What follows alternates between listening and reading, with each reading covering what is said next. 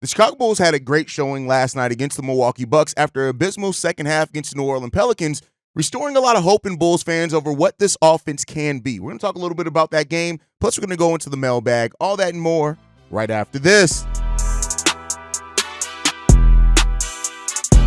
You are now tuned in to Chicago Bulls Central, your number one place for all Chicago Bulls news and content.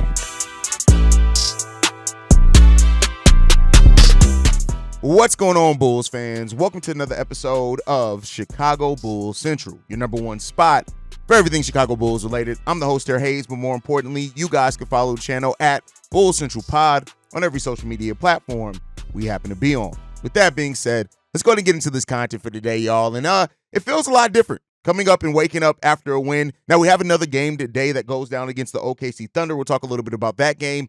But the Bulls very much so look like a very different team. And it's different. It's crazy how different things and the outlook changes when you play a full 4 quarters of basketball on top of being locked into your defensive scheme. Now, I want to be clear here. The Chicago Bulls are facing off against a Milwaukee Bucks team that defensively is going to leave a lot to be desired this season. This is not going to be a great defensive team, but I still want to give the Bulls kudos because how many times have we seen matchups in which the Bulls should be able to take advantage of a team's weaknesses and have it? We've seen that a lot over the past couple of years. And I get it. The pessimistic Bulls fans are going to still be pessimistic because, again, you need adamant wins and more of them before you kind of change your mindset. But I just want to be fair in my analysis and say there's a lot of games last year that we went into games saying that the Bulls should have a clear advantage in certain areas, and we just did not exploit those advantages, or it just didn't work out in our favor, and we ended up losing the game. The Bulls took advantage of the Milwaukee Bucks. They took advantage of them not being a sound defensive team. They took advantage of them looking much older. Like, that Bucks team just looks old. Outside of Giannis Antetokounmpo, like, a lot of their rotations were slow. They don't have a lot of defenders. The defenders they do have, they didn't play well, but the Bulls took advantage of it. And something I said yesterday that I got to bring back here, and I got to give him credit. Billy Donovan coached a hell of a game last night. Billy Donovan and his overall coaching staff. This team looked prepared. This team executed on both sides of the ball. It seemed very early on that they knew exactly where and how they needed to play defense against this Milwaukee Bucks team to give their offense a chance. Now, was it any type of lockdown defense? No, it wasn't. But it was a solid defensive effort, and it was a solid defensive game plan that the players went out there and executed well. Even our players that aren't great defenders, they were in that game plan. Nikola Vucevic played well defensively in the second half of that game. Some problems first half, but second half, definitely got to give it to him. He played very well defensively in the second half of the game. But, of course, going to talk about the players that are second and third all-time in the Chicago Bulls three-point shooting. If Josh Giddey ever ends up in the top 3 of the Chicago Bulls in three-point shooting, Jesus has his career turned around. No, Coby White and Zach LaVine. Both these guys, the balance that was struck between them, right? And I want to be clear here. Zach LaVine played a much better first half than second half as far as scoring-wise. But when you look at the way that he was locked in and engaged in this game, you got to give him credit for playing a full 4 quarters of basketball himself. And that's something, again, in last game, the turnovers in the second half killed Zach LaVine. Like, he was bad in the second half. And while Zach LaVine, of course, like I said, had a better scoring output in the first half, scoring 17 points, going 7 of 9 shooting from the field, what Zach LaVine did in the second half of this game is fit in. He went 2 for 6 for 8 points, but he facilitated more, right? He played within the confines of the offense. He was more engaged defensively. And while he still only scored 8 points, right, to own pace, to go into his 25 overall points, he allowed the other players, and Coby White, who scored 18 second half points, Patrick Williams, 10 second half points, Nikola Vucevic, 14 second half points, Josh Giddey, 11 second half points. But you could tell and feel Zach LaVine's imprint on this game and the fact that he was engaged and locked in. And I know some people are going to take this and say, well, yeah, he's locked in because he wants to get out of here. I don't care. I'm not even here. Both things could be true. I'm not even here to have that conversation. But Zach LaVine, for his 25 points, 5 rebounds, 2 blocks, and 9 for 15 effective field goal shooting percentage, I like that Zach LaVine, when he went 2 for 8, realized, hey, I don't have it shooting-wise, but I can still do other things to help this team win the basketball game. And that's what Zach LaVine did. But the story of yesterday deserves to be Coby White. Every time Coby White had the ball in his hands, something special happened. It wasn't just his scoring. The 35 points, 6 rebounds, 5 assists, 4 steals, the highest plus-minus on the team of plus 16. Yes, a lot of people are going to talk about Coby White's offense, rightfully so. 7 to 13 from the three-point line was great. It was huge. And I get the same pessimistic people that are going to say, well, hey, Coby, consistent. Let's go out there and do it tonight against the OKC Thunder for sure. But when you look at it, Coby White was very aggressive in this game. And even some of the things he did as far as, like I said, when the ball was in his hands, not scoring, you saw a lot of plays or possessions yesterday where he was like, hey, let's slow it down a little bit, right? Let's slow it down. I know we're running this high-paced offense, but let's slow it down. Let's actually get something meaningful rather than just get a shot up. That's that growth of Coby White, that leadership on the court that we talked about heading into the season that we wanted to see from Coby White, right? And so the starting five overall had a pretty damn good night overall. Vooch with 22, 10, and 4 assists, right? Which was really good. Josh Giddey, while this game is going to do nothing for the people who look at Josh Giddey and say, hey, I don't believe in him. It's not going to do anything for that. But Josh Giddey played the way he needed to play. The 17 points, 9 assists, 6 rebounds is exactly how Josh Giddey needs to play to impact this game. And I got to give him credit for that, right? Because of the things that we looked at for Josh Giddey coming into this team is how he could start the fast break with his rebounding, his passing ability, and being able to get players involved. You saw 2 plays where he called it cutting Zach LaVine, and it was that's just 2 of those, right? The chemistry between Giddey and LaVine is building. I think Giddey also was getting Nikola Vucevic involved at the right time period as well. And those things are looking out really good. And also, Josh Giddey went 2 of 2 from the three-point line. Again, something that helps this Bulls offense hum is that when teams do sag off of Josh Giddey, he's willing to take the three-pointer and make the three-pointer when it's key. And, like I said, this is not going to be a game that turns around the Josh Giddey haters or the people who don't believe in Josh Giddey, but it was the game that he needed to play to impact winning and to help this Bulls team win. And for that, you get credit. He played well. Not amazingly. It is what it is. There's going to be some shortcomings when it comes to it, defensively and things like that. But listen, Josh Giddey, at being probably one of the least athletic people on the court, and I don't mean that as a slight, right? Josh Giddey isn't going to jump out the gym. He's not the fastest player, but that, in some ways, makes what he's able to do out there in a league that athleticism is at its all-time high even more special, right? So, again, really good to hit. He hit that dagger from 3 as well, which is really good to see when it comes to it. And Josh Giddey's basketball IQ was on full display last night. The way he picked apart defenses with his passing, you cannot listen. You can be a Josh Giddey denier, but if you deny objective truth and what's in front of your eyes, you're just willfully blind, right? Josh Giddey did those things yesterday. And we got to see a P. Will performance of aggressive P. Will. Like, it was amazing to see P. Will in the second half of this game to have 10 points in the second half. He also had 2 rebounds, 1 assist, 2 steals. P. Will was out there getting active, right? And that's how he can impact the game. A lot of people make a lot about the fact that P. Will is the 4th or 5th option offensively. And you're right. But how you can still impact the game is being aggressive like he has, going after putbacks, going after those rebounds. It's really good to see that the 5 rebounds, 3 steals, 2 assists from Patrick Williams on the night. Really good performance for P. Will for what his role is. I'm not looking at P. Will personally anymore through the lens of the 4th overall pick, and there's a tremendous upside. Can he be a player that leads your franchise? That's not what I'm on anymore, right? I'm on, like, can P. Will do well within the role that he's asked to do and that is his role on this team? And he did that yesterday. He did that. So really good there. And then as well, listen, Jalen Smith off the bench is going to be a luxury for this team, right? The bench in this game, when you look at it, we scored about 20 points off the bench, I think. Somebody fact check me on that one. But 11 of those came from Jalen Smith. Really good. He was the only player off the bench to make multiple field goals. He was 4 of 9 from the field, 3 of 9 from three-point range. With his activity that he's playing, he was an irritant. There was a point in the game yesterday where Bobby Portis, who has killed the Bulls basically since he's been on the Milwaukee Bucks, Jalen Smith basically snatched up a rebound. He tipped it up and got it from him where Portis had a clear rebound. And Bobby just looked at him for a second like, you motherfucker, right? And that's the type of, you want players like that. Players that have to make the opposing team look at it and be like, what the fuck? Like, that's what you want. Jalen Smith is impacting the game of basketball. Now, we saw the lineup constrict, right, in this game. While we still did go 10 deep into the bench, Taylor Horton-Tucker technically only played 1 minute, right? 28 minutes to Ayo Dosunmu, who had a very impactful game, even though he didn't score well. 1 of 8 from the field, but 5 assists, 5 rebounds, 1 block. He had a plus-minus of +10, the second highest on the team, even without scoring. Ayo had a really good impact yesterday. But then we saw it was the youth movement. No Torrey Craig, no Javon Carter, no Chris Duarte, barely any THT, Modest Bucilis with 9 minutes. Dalen Terry with 12 minutes. And Dalen Terry, listen, didn't shoot the ball a lot, right? 0 for 1, so I can't even say he didn't shoot the ball well, but he impacted the game of basketball with his activity. Julian Phillips with 15 points, only shot the ball twice, but again, impacted the game with some of his defensive rotations and some of the in-between plays that he made. We saw the youth movement yesterday, and that was really good to see. Billy Donovan, so far in the system, has not played on the season. Torrey Craig hasn't checked into a game. He is trusting these young guys and allowing them an opportunity to figure it out coming off the bench. And in a game where we didn't have Lonzo Ball because of it being a back-to-back and him sitting one game in the back-to-back, listen, you gotta appreciate what we did. And we saw the better balance as well from how Coby White and Josh Giddey, as far as on-ball, off-ball, could work.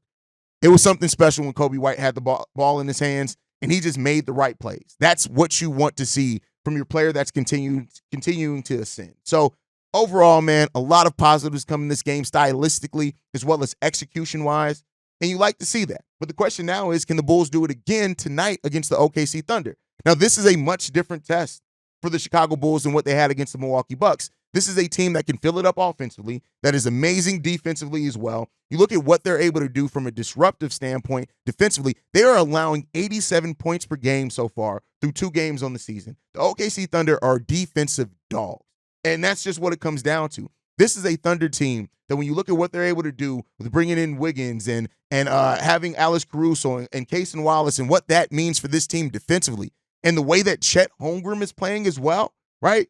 This is a big matchup for the Chicago Bulls, and I think we'll be able to see tonight how well this offense works because of the defense that the OKC Thunder have, right? And the Bulls got to limit the turnovers. They did that really good last night, but they got to be locked in to eliminate turnovers tonight, because if they don't, this is a team that last year led the league in deflections, right? You want to watch out for that. They got the 2 players that were number 1 and number 3 in getting deflections, the total number of deflections as well. The Bulls have to be locked in tonight. And so this is the biggest test, not problem. I'm not going to say problem. I'm not even going to throw that adjective out there. Like, the Bulls have to be locked in today, and we're going to see how well that coaching maintains against a team that is well coached, a team that's well executed, a team that does all those things. So, hey, it's a big test for the Bulls, but I tell you what, this is what you want to see from your team. The benefit of the Bulls schedule being tough to start is that we're going to really know who this team is, or this team is going to go through the trial by fire to help them get over some of these humps that they realize, hey, this is where we need to be. So we'll see how this goes for the Bulls tonight. I think the execution, limiting turnovers against this OKC Thunder team is going to be big, because if you play sloppy like you did against the Pelicans, those 21 turnovers that turned into 30 points off turnovers can easily be, with their ability to spread the ball, hit threes, things like that. That could be 40 points off turnovers, and you're not going to win a game if you do that, right?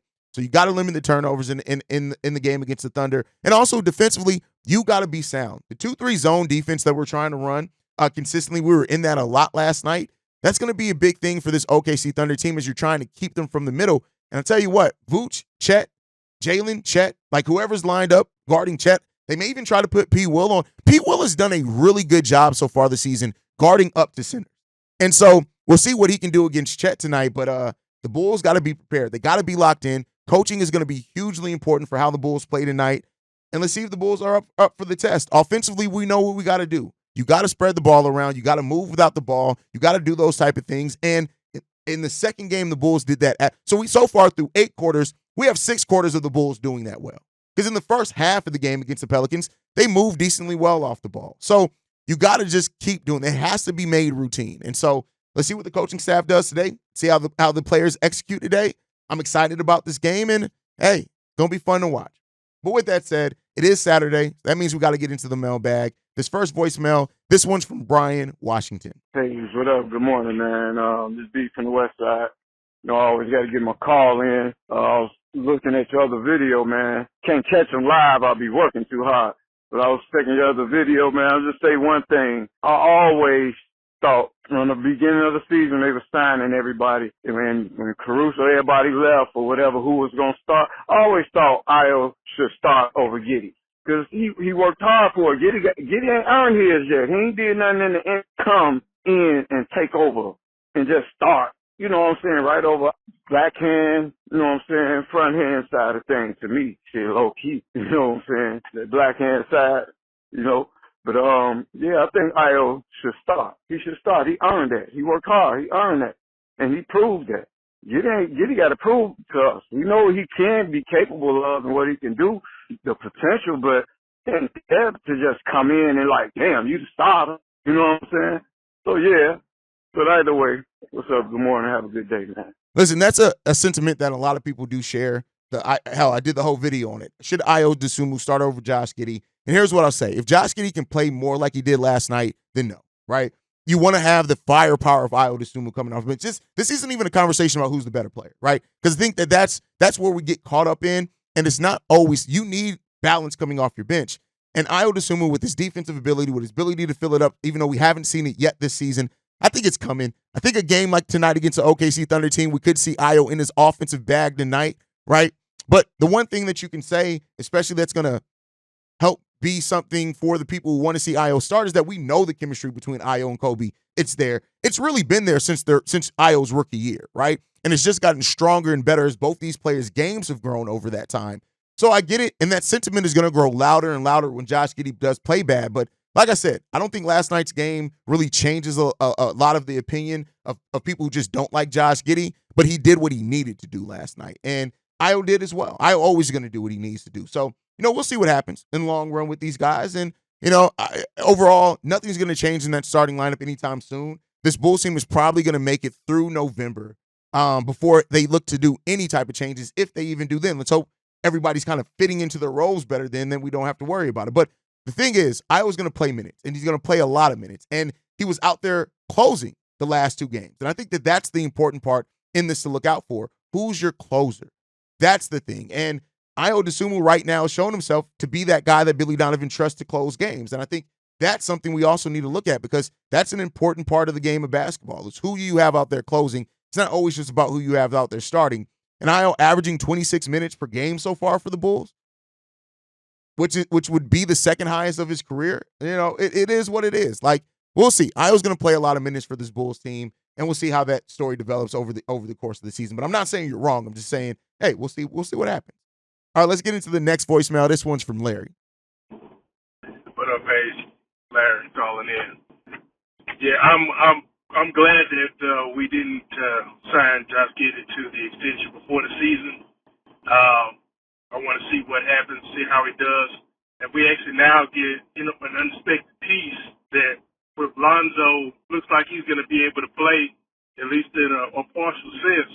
We're going to be able to see his effectiveness versus Lonzo's and Ayo's coming off the bench. So if we've got two other guards coming off the bench that are more effective than him, there's no reason to sign him to a big deal now, or maybe not even sign him at all if it ends up proving that that Ayo is a better option there to be that other backcourt next to Coby. And then, we'll have maybe Lonzo come back on a reasonable deal if, he's healthy. Something that can be worked out. But definitely the pressure's now going to be on Giddey to prove that he's going to be worth a $25+ million deal. And so now, season coming up, we're going to see. But, the season looks like it might be a little bit better than expected. Might be right there at that 10th spot, maybe 9th spot. But I hope not, because we don't get anywhere. But we'll see how it goes. Either way, it looks like it's going to be entertaining. All right, go Bulls. Not signing Josh Giddey to a contract extension. It's just the Bulls playing it safe. If he wasn't a restricted free agent, we probably would have seen an extension. But because he is restricted, I mean, what the Bulls, it's I'm not going to say it always plays into their favor, but the Bulls are playing it safe. Like, if he plays great this season, you can extend him at the end of the year. If he doesn't play great or plays okay, you can say, hey, go out there and find your deal. Go out there and let another team sign you to an offer sheet to determine your value, and we'll match it, right? And that's the case that can happen there as well. So, and then even with that, with him being restricted, if they do decide, hey, Giddey isn't going to work for this team, him and Coby isn't going to work, Ayo's the better decision there, I'm just throwing out possibles, you can still, because he's a restricted free agent, that can help you get a sign and trade and get something back. Probably not going to get a whole lot back, but it can allow you to get something back. So those are all things to look out for. The Bulls are being calculated. This is just a smart move for the Bulls, and we'll see how it goes going forward. All right, let's get into the next voicemail. This one's from Josh. Yo, what's good, Haize? It's Josh. I didn't leave my name last time, which is like me. Anyways, watched your last episode on Giddey not getting a contract. Not your last episode, but recent. And, I'm thinking, I agree. I think he has to earn. If he wants $30 million, beautiful, earn it. What do you think is earning it, you know? Like what? Do we need to see 17, 8 and 6 or 7 and 6 again, like his second season, or do we need to see something a level on top of that? Because I don't know what I need to see to give him $30 million a year. I know the cap keeps changing and 30 million ain't what it used to be, but like, shit, man. I don't see it right now. Anyways, let me know what you think. Appreciate you, man. Listen, great question. What does Josh Giddey have to do to earn his extension? And I would say, yeah, being at the what he did in 2022-23, the 17, 8, and 7, basically, if he does that, yeah, that's good. They're going to give him an extension. But I think outside of just the numbers, it's how he's fitting in. How is he growing his game, right? How is he adapting to what they need him to do? Like, if him and Coby work out this balance between them and they look like this dynamic guard duo where either one can handle the ball and you're getting your players involved because you have two ball handlers out there at any point in time that can also play make, those type of things. If that happens, then yeah, that strengthens that, even if maybe those stats are a little bit less than that. So it's not just stat based, but I think it's fit, stats, how he grows his game, right? And they see more than what we see. So how he is attacking training camp, going into practice, and how well he's putting in the work with Peter Patton and those type of things that we'll see behind the scenes, that's going to be an important part of this as well. Like, Josh Giddey can earn that extension. I do think that he has that ability to earn that extension, and let's hope that motivates him to go out there and get it done. He doesn't seem like he's taking it personal. Just go out there, put it all on the basketball. Let the basketball court decide all things. I'm always on the side of that, right? And we'll see what comes about it. I don't really think there's a world in which they just let him walk away for free. But I do think, I'm not going to say that he's just in any scenario he comes back to the Bulls. But, the Bulls are, like I said in the last voicemail, they put themselves in a situation to be able to get something back regardless. And that's value, right? So we'll see what happens there. All right, let's get into the last voicemail for today. This one's from 8 Lives. Okay, bam, Haize, here I go. 8 Lives, man. This is our second game. The first one I left, I said that the Bulls overconfident. Like I said, they was playing overconfident. That's what I thought, in my opinion. And I thought that they was kind of playing frantically. It was like you could tell they was trying to rush. This game against Milwaukee, they slowed it down. Also, another thing I said was that Zach and Coby was going to have to learn how to play successfully together. Like, one don't have to wait for the other. This game, they both killed. So we're looking a little bit better, man. I'm also waiting on the coach to tighten the lineup a little bit up today, like he did today. It was kind of good, but it might take Modest and them a little minute because we got to get our lineup straight. But everything looking good, man. Stay ready. See y'all tomorrow at the Thunder game for sure. Listen, you said that they did slow it down at times, but they actually played at a faster pace than what they did in the first game. Just, to throw that out there. But it shows how when you're controlled and playing fast, right? How when you limit turnovers, when you're doing it more intentionally, right? That's what it came down to with the Bulls team. So I definitely think that. I definitely think that the Bulls just being more poignant in how they ran that offense, more intentional about how they ran that offense, it made it seem maybe like they were slower, but they were actually moving at a faster pace, which they needed to do against this Milwaukee Bucks team that just looks old and slow. So the Bulls took advantage of what they needed to, and I love to see that, and I love to see that good things happen when Coby White had the ball in his hands. That's just what it comes down to. And so this is a sign. If we saw how bad this offense can be with the turnovers and the play in the second half, getting out of moving without the ball, we saw some of the best of what it could be in yesterday's game against the Bucks. Now let's see where are they going to sustain at, right? Because you can see the worst, you can see the best, but what level is that going to be sustained at? And that we won't know until they're 10, 15 games into the season. But it's going to be an interesting story to watch develop for this Bulls team, I think. So that's my thought process. You guys can let me know how you feel down below. Make sure you guys are following the show at Bulls Central Pod. You can send us any feedback, questions, comments, concerns.